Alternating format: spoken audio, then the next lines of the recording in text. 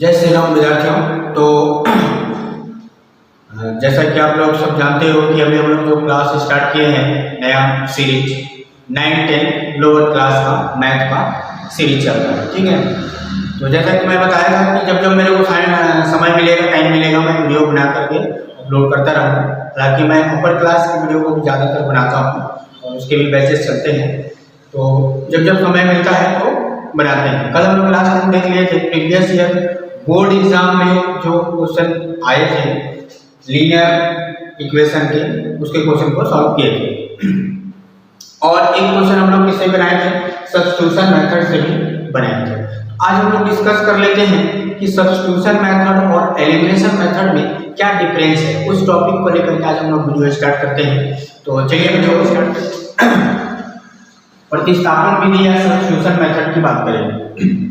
तो जो भी linear equation of two variable है, दो चर वाले रैखिक समीकरण है, उनको बेसिकली सॉल्व करने का जो है दो मेथड होता है। एक अलजेब्रिक मेथड होता है और एक ग्राफिकल मेथड होता है। अलजेब्रिक मेथड में ही सब्स्टिट्यूशन मेथड आता है। लोग जो जिक्र किए थे अलजेब्रिक मेथड में क्या क्या आएगा, एलिमिनेशन मेथड आएगा जिसको विलोपन विधि बोलते हैं, सब्स्टिट्यूशन विधि या प्रतिस्थापन, और तीसरा आएगा क्रॉस मल्टीप्लिकेशन जिसको हम लोग बोलते हैं ब्रजविधि, और फोर्थ वन है ग्राफिकल मेथड से हम लोग सॉल्व करते हैं। तो जो बेसिकली है क्या, साइमल्टेनियस लीनियर इक्वेशन को सॉल्व करने का दो ही मेथड है, एक अलजेब्रिक मेथड और ग्राफिकल मेथड। अलजेब्रिक मेथड में तीन मेथड है, एलिमिनेशन, सब्स्टिट्यूशन और क्रॉस मल्टीप्लिकेशन, विलोपन विधि, प्रतिस्थापन विधि और ब्रजविधि। तो लेट अस स्टार्ट प्रतिस्थापन या सब्स्टिट्यूशन मेथड। तो इस सब्स्टिट्यूशन मेथड में हम लोग करते क्या है, नाम से ही है कि अगर दो सपोज हम लोग के पास दो इक्वेशन दिया है लीनियर इक्वेशन, तो करते क्या है, किसी भी एक इक्वेशन से किसी एक वेरिएबल के वैल्यू को फाइंड आउट करते हैं, देन नेक्स्ट इक्वेशन में उसके जगह पे उस वैल्यू को रख के फिर उस इक्वेशन को सॉल्व करते हैं। तो वहां से एक वेरिएबल हम लोग को फाइंड आउट हो जाता है। देन अगर उसके बाद नेक्स्ट किसी भी एक इक्वेशन में हम लोग रख देते हैं उस एक वेरिएबल की वैल्यू को, तो हम लोग का अदर वेरिएबल या दूसरा जो वेरिएबल है उसकी वैल्यू हम लोग फाइंड आउट कर लेते हैं। तो ये है इंट्रोडक्शन किसका, सब्स्टिट्यूशन मेथड का। Now step for solving. Steps 1, पहला क्या करेंगे हम लोग, if necessary expand the partition to simplify the given equation. अगर इक्वेशन जो है डायरेक्ट सिंपल फॉर्म में नहीं दिया है, सबसे पहले उसको क्या करेंगे, सिंपलीफाई कर लेंगे इक्वेशन को और सिंपल फॉर्म में ले आएंगे। अभी जैसे हम लोग क्वेश्चन को सॉल्व करके देखेंगे। दूसरा स्टेप है solve one of the given equation for any of the variables depending upon the case of calculation you can use any variable. अब क्या करेंगे स्टेप 2 में कि दोनों में से कोई भी एक इक्वेशन को किसी एक वेरिएबल के लिए सॉल्व करेंगे, और वो डिपेंड करेगा कि हम लोग कौन सा किस वेरिएबल के लिए हम लोग कैलकुलेशन यूज कर रहे हैं। स्टेप तीसरा है now substitute the solution obtain from step 2 into the other equation. अब क्या, जो स्टेप 2 से हम लोग को एक वैल्यू तो मिल जाएगा किसी एक वेरिएबल का, उसको हम लोग क्या कर लेंगे, किसी दूसरे इक्वेशन में, अदर इक्वेशन में हम लोग उसको क्या कर लेंगे, सब्स्टिट्यूट कर लेंगे। स्टेप 4 में क्या करना है, now simplify the new equation obtain bye fundamental arithmetic operation. क्या करेंगे, अब उसको क्या करेंगे, जो इक्वेशन मिलेगा उसमें जब वैल्यू को रखेंगे उसके बाद उसको सिंपलीफाई करेंगे। सिंपलीफाई कैसे करेंगे, जो भी अरिथमेटिक ऑपरेशन का फंडामेंटल रूल्स है उसको लगा करके क्रॉस मल्टीप्लाई कर देंगे, उधर ट्रांसफर कर देंगे, या ब्रैकेट ओपन करना हो तो ब्रैकेट ओपन कर देंगे। तो ये सब क्या है, अरिथमेटिक ऑपरेशन परफॉर्म करके हम लोग क्या करेंगे, उसको सॉल्व करेंगे। उसके बाद स्टेप 5 में क्या करेंगे, finally to find out the value of second variable by step 4। अब क्या करेंगे कि जो पिछला वाला जो स्टेप है 4, वहां पे वैल्यू को रख के वापस जो दूसरा हम लोग का वेरिएबल था उसकी वैल्यू से फाइंड आउट करेंगे। तो चलिए एग्जांपल देख लेते हैं। एग्जांपल सपोज दिया है 3 in bracket x plus 4 minus 6y equal to 0 और 5x plus 3y plus 7 equal to 0। ये हम लोग का क्वेश्चन दिया है। सबसे पहला है स्टेप 1, करना क्या था हम लोग को, सबसे पहले सिंप्लीफाई करना। अगर नेसेसरी है, अगर जरूरत है सिंप्लीफिकेशन का तो पहले सिंप्लीफाई करेंगे। अगर डायरेक्ट इस फॉर्म में सिंपल फॉर्म में क्वेश्चन दिया है तो फिर सिंप्लीफिकेशन करने की जरूरत नहीं है। तो सबसे पहले क्या कर लिए हम लोग, यहाँ पे सॉल्व कर लेंगे इसको। तो 3 का अंदर मल्टीप्लाई कर देंगे तो क्या मिल जाएगा, 3x + 2m - 6y = 0। और दूसरा वाला इक्वेशन हम लोग का एज इट इज दिया हुआ है तो उसको हम लोग को सिंप्लीफिकेशन करने की आवश्यकता नहीं है। तो by simplifying the first equation हम लोग इस इक्वेशन इस फॉर्म में लिख लिए, इक्वेशन 1 और इक्वेशन 2। और स्टेप 2 क्या बोल रहा है, solve one of the given equation for any one value. अब क्या करना है, बाय सॉल्विंग इक्वेशन 1, सपोज 1 को हम लोग सॉल्व करते हैं फॉर y या x के लिए सॉल्व करने के बाद की कोई बात नहीं है, x के है ना, वेरिएबल फॉर x। तो क्या हो जाएगा, यहां से हम लोग को 3x को यही रहने देते हैं और इन दोनों को उधर ट्रांसफर कर देते हैं। तो +6y - 12 ये हो जाएगा हम लोग का इक्वेशन नंबर 3। यहां से x की वैल्यू फाइंड करना है, इसको इक्वेशन 3 नहीं देंगे हम लोग, x को भी 3 को भी उधर ट्रांसफर कर लेंगे। 6y - 12/3 x इक्वल टू मिल जाएगा 6y/3 - 12/3।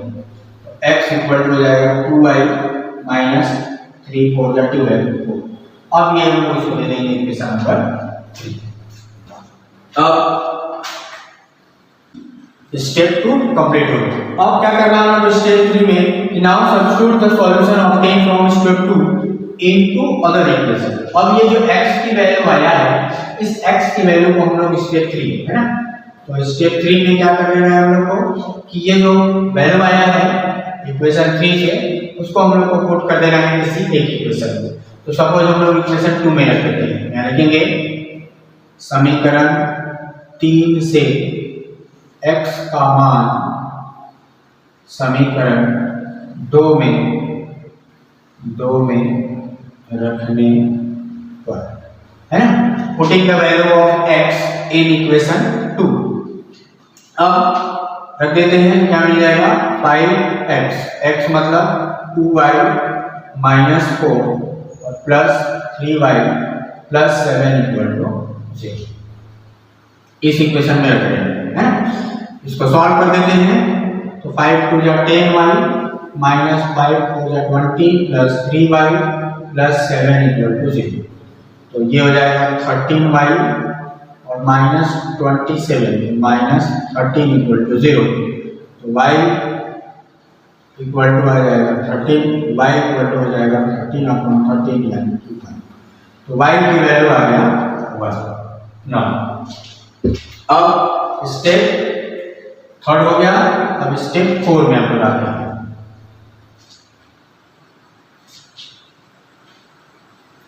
स्टेप 4 क्या बोल रहे हैं कि now simplify the new equation obtain bye fundamental. अब ये हम लोग को मिल गया। उसके बाद करना क्या है, इस y की वैल्यू को हम लोग को रख देना है कहां पे, इक्वेशन 3 में। तो क्या मिल जाएगा, x मिल जाएगा।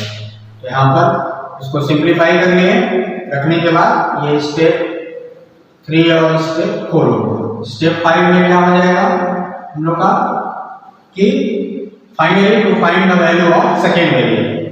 सेकेंड वेरिएबल के क्या करेंगे कि y का मान समीकरण 3 में रखने पर तो क्या मिल जाएगा, x equal to 2y, y यानी कि 1 -4 इसको सॉल्व कर लेते हैं तो क्या मिल जाएगा 2 - 4 यानी कि x इक्वल टू -2। तो x के पास x का और y का मान हम लोग को मिल गया। क्या मिल गया, तो दिया गया जो लीनियर इक्वेशन था उसका अवशिष्ट हल क्या हो जाएगा, x equal to -2 and y equal to 1।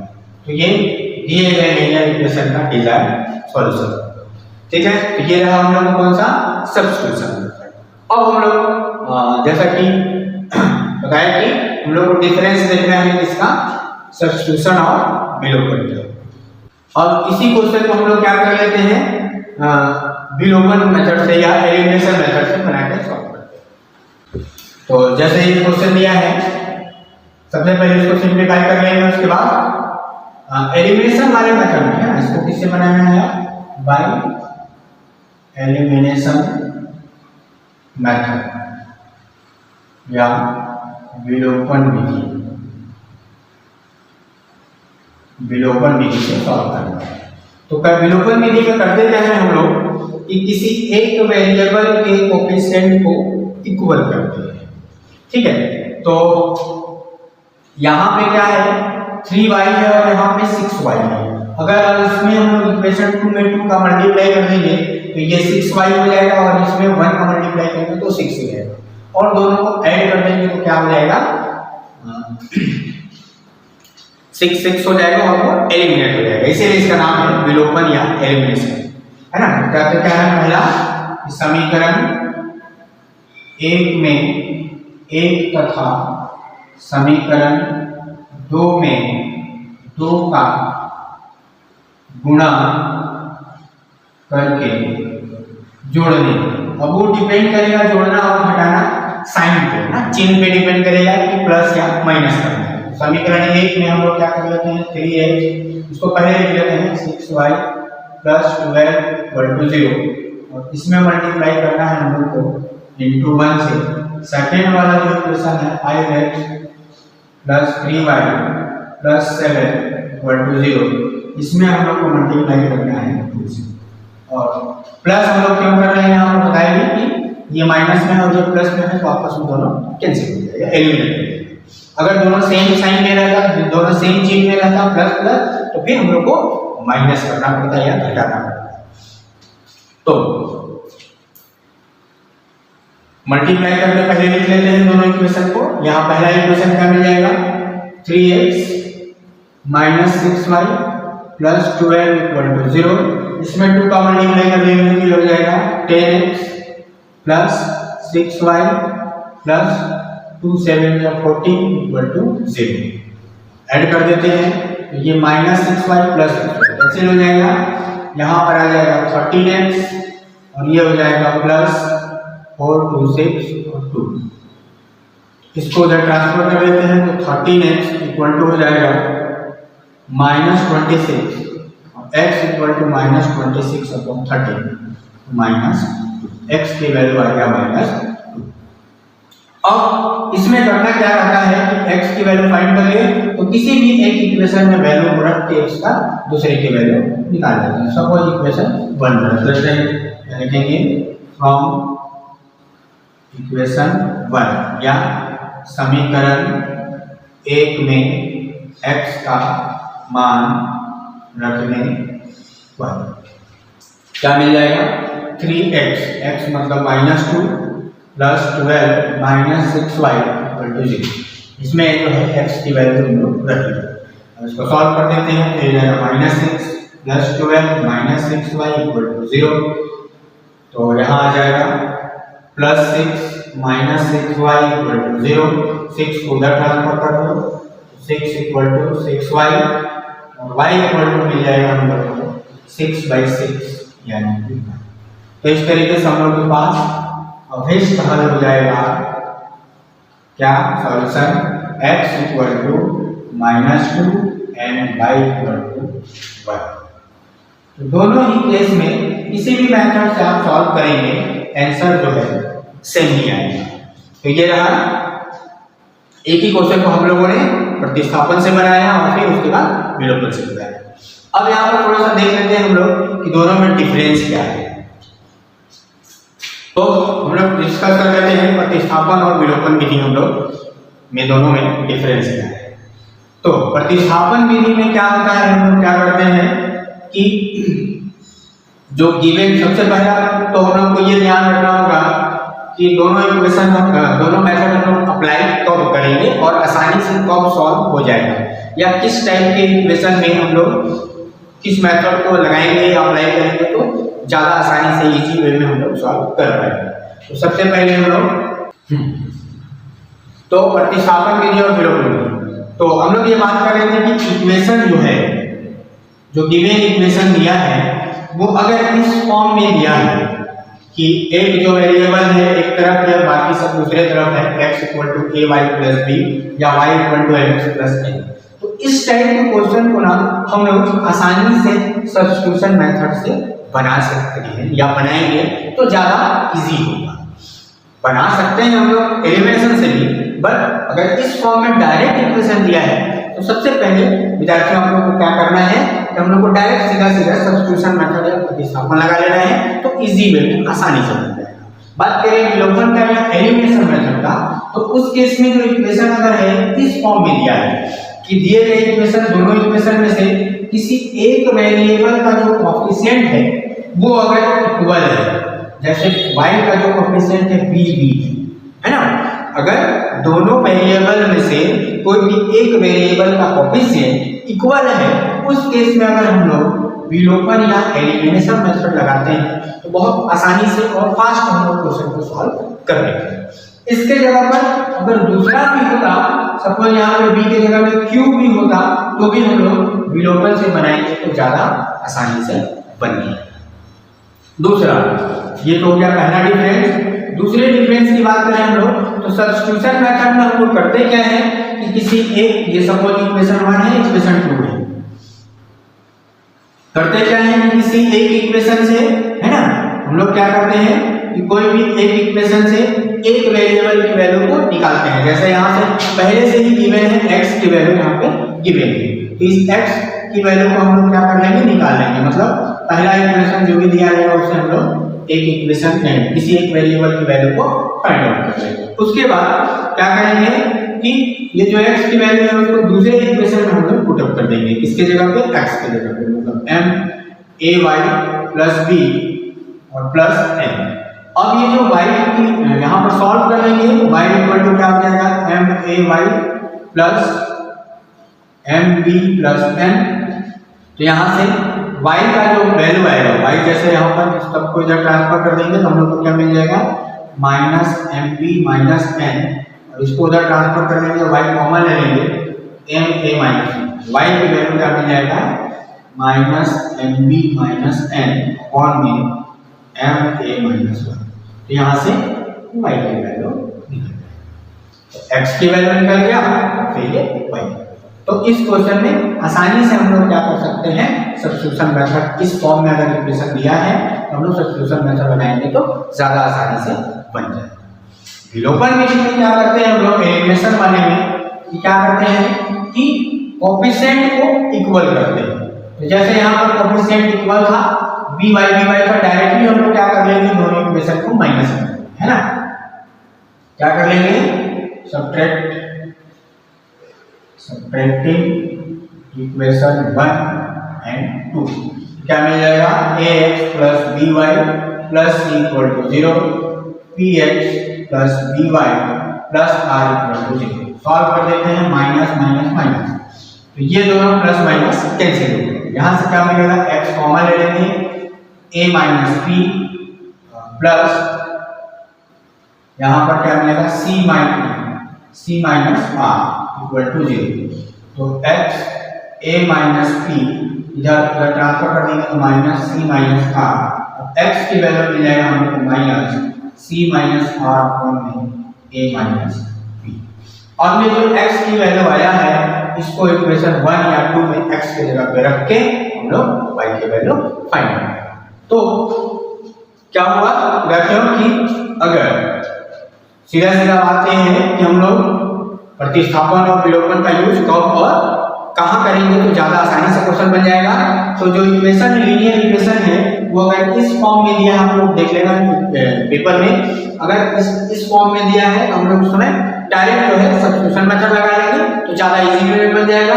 और अगर इस फॉर्म में दिया है इक्वेशन तो हम लोग एलिमिनेशन या विलोपन विधि लगाएंगे तो ज्यादा आसानी से क्वेश्चन बनेंगे। तो आई होप कि आपको समझ में आया होगा। ये था विलोपन और प्रतिस्थापन विधि में डिफरेंस, और उसके एक एग्जांपल हम लोग सॉल्व करके ऑलरेडी देख चुके हैं। तो आज के लिए बस आप लोग चैनल को सब्सक्राइब कर लो और ज्यादा से ज्यादा अपने फ्रेंड लोग को शेयर करो ताकि ताकि मैं जब जब समय मिलेगा मैं इस तरीके से वीडियो बनाते रहूँगा। अभी और भी कंटेंट, अभी फिलहाल हम लोग लीनियर इक्वेशन वाले रैखिक समीकरण के पूरे कंटेंट को सॉल्व कर लेंगे।